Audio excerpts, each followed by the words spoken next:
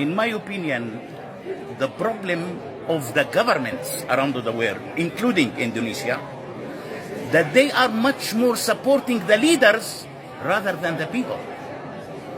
I don't know how much money, as an example, Indonesia is donating yearly to the Palestinian Authority in the West Bank or into the Hamas in the Gaza Strip, but for the Palestinian individuals, the civilians, they never ever saw such a huge amount of money. I don't think that the Palestinian Authority even is trying to spend any money to improve the daily life of the Palestinians. The Palestinian Authority depends on Israel on this issue, that they are demanding more working permits to the Palestinian workers in turn to get more and more income from the Israelis. This is one of the major problems of the leaders around the world, that they are supporting leaders, the Palestinian leaders, rather than they are supporting the Palestinian people. And what is your suggestion for us in Indonesia? Because Israel and Indonesia doesn't have... I think that any kind of donation must have to be conditioned. Not just to give millions for free.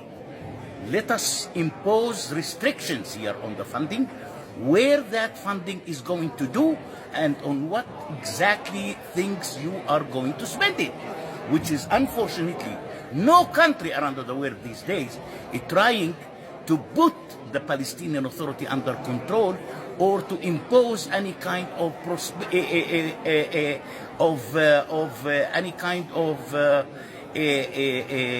checking, the budget where exactly has been spent. I don't know if the Palestinian Authority even submitting any kind of audit reports at the end of the year to those donors who paid hundreds of millions of dollars during the year.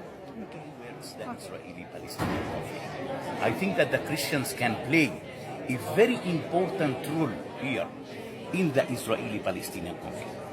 Unfortunately, when we are looking to the Christians these days around the world, they almost split. They almost two different Christians. Christians pro-Palestinians, Christians pro-Israeli. But we didn't see any Christian who is really pro-peace. And this is one of the most important issues, in my opinion, that the Christians, first of all, should have to be united, and the Christian, in the meantime, should have to start building their own strategy towards the Israeli-Palestinian conflict. And when you mention pro-Palestinian, you're also saying here today, guys, you have to see if you're pro-Palestinians or pro some sort of political leadership. In my opinion, by being a pro-Palestinian, that will never help the Palestinians. Because the majority of those who looks like pro-Palestinians, they have hate towards Israel. And that's a very big problem.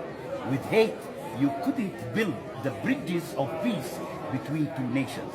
So I think that they should have to stop being a pro-Israel or Palestinian and to start being much more pro-peace for the Palestinians and for the Israelis. How could they reach the people without going through their leadership? You're saying it's problematic. I think that they know exactly how to reach us.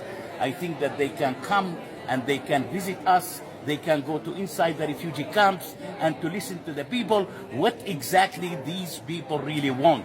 Because looks like that we have a very huge valley here between what we the Palestinians want and what is the Palestinian Authority. So maybe what Trump is doing, starting from economy, starting from the people, maybe that's a very smart way to go. And I am a person who believes that only via economic prosperity the Israeli-Palestinian conflict might be resolved.